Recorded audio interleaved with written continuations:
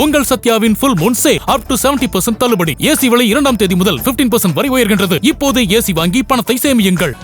வணக்கம். உள்துறை அமைச்சர் அமித்ஷா அவர்களுக்கு தற்பொழுது தாவேகா நிர்வாகி டி நிர்மல்குமார் அவர்கள் ஒரு முக்கிய கடிதத்தினை எழுதியிருக்கிறார். விஜய் பிரச்சார கூட்டங்களில் முறையான பாதுகாப்பு கோரி அமித்ஷாவுக்கு டி நிர்மல்குமார் அவர்கள் கடிதம் எழுதியிருக்கிறார். காவல்துறையிடம் முறையான அனுமதி பெற்றும் பாதுகாப்பு அளிக்கவில்லை என்று குற்றச்சாட்டு வைத்திருக்கிறார். நெரிசல் காரணமாக மக்களை விஜய் சந்திக்க முடியவில்லை. விஜய் பரப்புரையின் போது பேருந்துகளை திட்டமிட்டு அனுப்பியதாக அவர் தன்னுடைய புகாரில் தெரிவித்திருக்கிறார். சுமார் ஒரு 4 பக்க கடிதத்தினை மத்திய உள்துறை அமைச்சர் அமித்ஷா அவர்களுக்கு அனுப்பியிருப்பது குறிப்பிடத்தக்கது.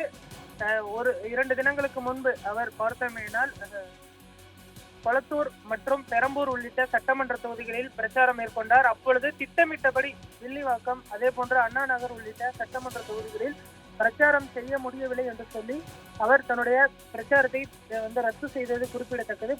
போதிய பாதுகாப்பு ஏற்பாடுகளை தேர்தல் ஆணையமோ அல்லது பார்த்தமையினால் இங்கு இருக்கக்கூடிய காவல்துறை அதிகாரிகளோ மேற்கொள்ளவில்லை என்றும் மத்திய உள்துறை அமைச்சர் இந்த நடவடிக்கை மேற்கொள்ள வேண்டும் என்று கோரி தற்பொழுது இந்த கடிதமானது எழுதப்பட்டிருக்கிறது.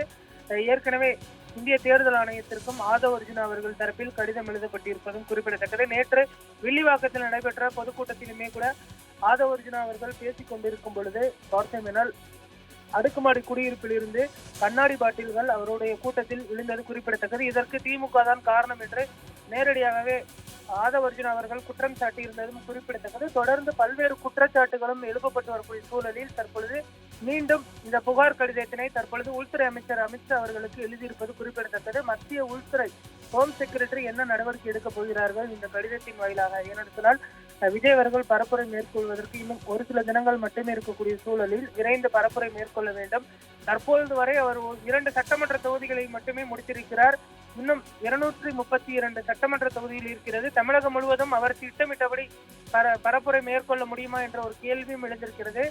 நாளைய தினம் பார்த்தமையினால் திருச்சி கிழக்கில் அவர் பிரச்சாரம் மேற்கொள்ளவும் திட்டமிடப்பட்டிருக்கிறது. இந்த நிலையில் மற்ற பகுதிகள் தென் மாவட்டங்களாக இருக்கட்டும், டெல்டா, கொங்கு பகுதிகளில் அவர் பிரச்சாரம் செய்வதில் தற்பொழுது சிக்கல் எழுந்திருப்பதாக சொல்லப்படுகிறது. புதுச்சேரியிலுமே கூட காவல்துறை உரிய அனுமதி கொடுக்கவில்லை. இந்த சூழலில் தான் தற்பொழுது சிடிஆர் அவர்களுடைய கடிதமானது முக்கியத்துவம் வாய்ந்ததாக பார்க்கப்படுகிறது. அடுத்த கட்ட நடவடிக்கையாக பார்த்தமையினால் இந்திய தேர்தல் ஆணையத்தில் புகார் அளிக்கவும் தற்பொழுது தாவேகா திட்டமிட்டிருக்கிறது.